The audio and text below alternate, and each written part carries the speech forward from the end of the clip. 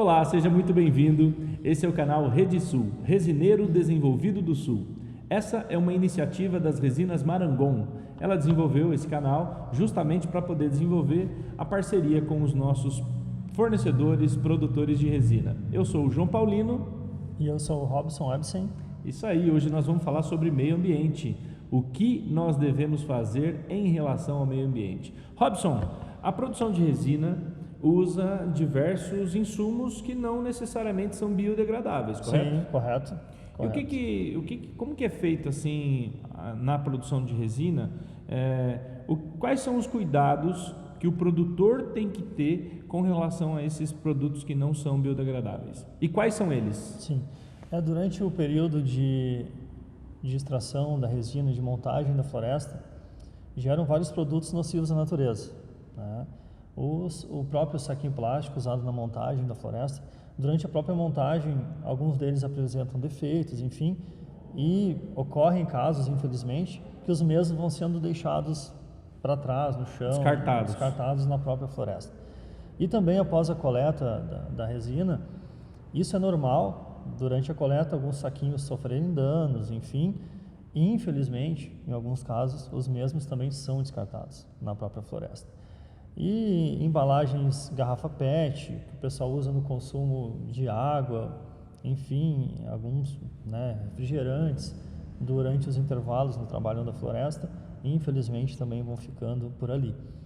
E sobras de arame, embalagens de pasta, enfim, são situações que agravam de uma certa forma a qualidade do solo naquele local ali, e que também, infelizmente, com o vento, se espalham para outros lugares. Muitas vezes encontramos saquinhos de pinos descartados, nesse caso, até não por ação da natureza que espalha, mas em locais, em beira de estrada, próximo a lagoas, próximo à área do parque aqui no litoral, né?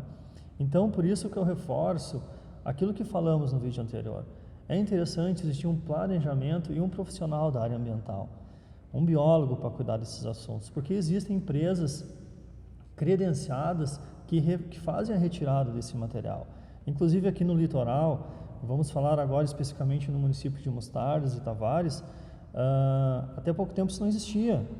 Então, realmente o produtor ficava numa situação delicada. Mas hoje, através do trabalho dos biólogos, existe já essa Existem empresas especializadas que buscam essa mercadoria e com custo relativamente baixo, tá? Então, independente do custo, nada se compara com a preservação da natureza, porque aquela natureza ali que nos proporciona esse trabalho, que nos proporciona o crescimento da floresta. Sim. Afinal de contas, a floresta é uma natureza, é da natureza. Exatamente. Né? Nós estamos ali usufruindo de um benefício da natureza. Sim.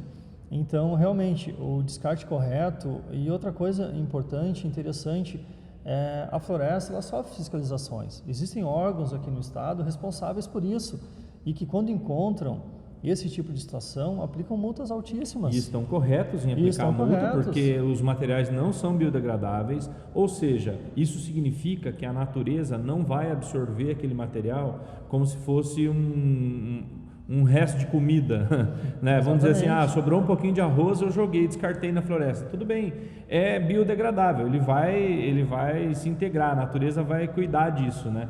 Mas um plástico, um metal, um resíduo químico, né? Uma embalagem de resíduo químico, principalmente, a natureza ela não consegue absorver naturalmente, né? Então, tá mais que correto que a multa seja aplicada mesmo, porque a nossa natureza está sofrendo danos e às vezes irreversíveis, né? Quantas vezes quantas vezes você já foi à praia e viu animais mortos, né?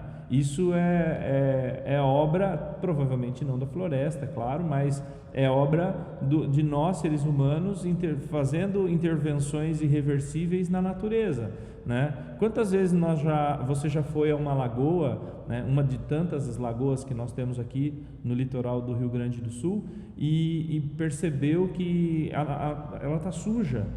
Imagine que você pode sair um dia para pescar com a sua família e encontrar partes da lagoa toda suja, né? Isso são reflexos do nosso comportamento, né, enquanto seres humanos. Então, na sua floresta, como você trata esses resíduos, né? A sua floresta é limpa, é organizada, você dá o destinamento correto, né? Porque existem essas empresas que existem empresas que vão poder te ajudar no auxílio, especializadas no auxílio do manejo florestal, sim, né? Sim. Que são engenheiros que vão lá, vão orientar a sua equipe de resinagem, e também tem as empresas que fazem coleta desses materiais que são resíduos da sua produção, né? Faz parte, quando nós falamos no vídeo passado dos custos, né? Nós temos que integrar esses sim. custos à produção, né? Porque senão a conta pode vir muito maior, né? Verdade. Quando a gente diz que pode vir muito maior, pode vir pela multa que você pode levar por estar infringindo leis orgânicas aí do município e do estado, e também o dano que você está promovendo aí na sua floresta, que certamente vão causar danos irreversíveis, ou irreversíveis porque vai levar muito tempo organicamente assim para a natureza absorver, né? Hoje quando o produtor for montar, muito bem colocado, João, a sua planilha de custo, já não é só mais a montagem, a estria, o saquinho, a pasta. Não esqueça de colocar o custo ambiental. É muito, extremamente importante ter um profissional na área. Inclusive, falando em questões ambientais, quantos incêndios acontecem em florestas que muitas vezes demoram dias para serem contidos? Se você tiver um planejamento correto da sua floresta, isso não vai acontecer. Aquele profissional que vai cuidar da parte ambiental, da parte estratégica de montagem, de posicionamento e corte das árvores, vai ter estradas, vai ter espaçamento, aceros, né? Que vai fazer com que isso não se espalhe. E a queimada também prejudica, né, fortemente a questão ambiental. Então, realmente, outra coisa que eu costumo falar é o seguinte: a produção de resina, ela é uma agricultura de uma certa forma, familiar. Hoje começa, quantos novos produtores de resina hoje estão aqui na região, que aprenderam com o pai, que aprenderam com o irmão, normalmente assim. Então, cuidar desse meio ambiente, estamos pensando hoje na gente e nos nossos filhos amanhã. Né? Isso vai ser de extrema importância para que o processo de resinagem continue, né? Até porque daqui a um pouco os órgãos de fiscalização podem tomar atitudes mais duras quanto a isso, inclusive restringir de uma certa forma a produção, e com razão, dependendo do âmbito que essa poluição, digamos assim, for tomar. Então, realmente, hoje, o resineiro moderno, vamos falar assim, ele é imprescindível que ele realmente tenha um planejamento em relação ao meio ambiente. É isso aí. A consciência ecológica é fundamental, afinal de contas, nós dependemos da natureza para a nossa sobrevivência.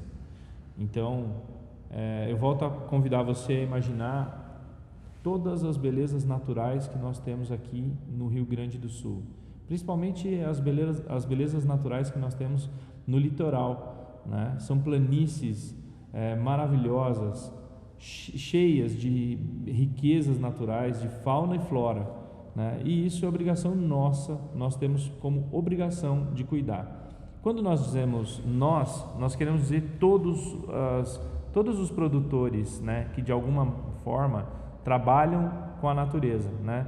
Nós estamos falando, esse canal aqui é destinado para produtores de resina especificamente, mas nós sabemos que aqui no nosso entorno tem produtores de cebola, de arroz, né? E seria muito importante se todos nós tivéssemos uma consciência ecológica e socioambiental, né, para que a gente possa garantir o nosso sustento e o sustento dos nossos familiares que ainda nem chegaram, né? É verdade. Então, essa é uma dica muito importante. Agora eu vou pedir para você deixar uma mensagem, né, final para os nossos espectadores aí, de uma ideia bacana aí que eles possam utilizar, né, para fazer esse manejo sustentável aí da floresta. Realmente, eu quero levar você, produtor, a refletir no seguinte: olha a sua região, a nossa região com uma visão de um turista, de um fotógrafo, digamos assim. Maravilhoso. Observem os livros, que existem vários feitos aqui na região, de pássaros, de lagoas, e ali você vai enxergar uma beleza que você não enxerga no cotidiano, mas ela está aqui na tua volta, ela está aqui na minha volta, ela está aqui na nossa volta. Se a gente começar a olhar com esses olhos, a gente vai dar uma importância muito grande para a questão ambiental, porque realmente ali a gente percebe a riqueza que existe aqui nessa região. Então essa riqueza, ela está dentro de todo um contexto. E o nosso trabalho, a resinagem e as outras agriculturas, elas estão inseridas aqui. Então é fundamental esse nosso papel de conscientização. Então a dica que fica é exatamente essa: olhe com esses olhos e contrate, tenha um profissional da área para cuidar dessa parte para você. Sensacional. É isso aí. E com essa mensagem eu vou dizer tchau e até semana que vem, se Deus quiser. É isso aí. Um abraço a todos aí, fiquem com Deus.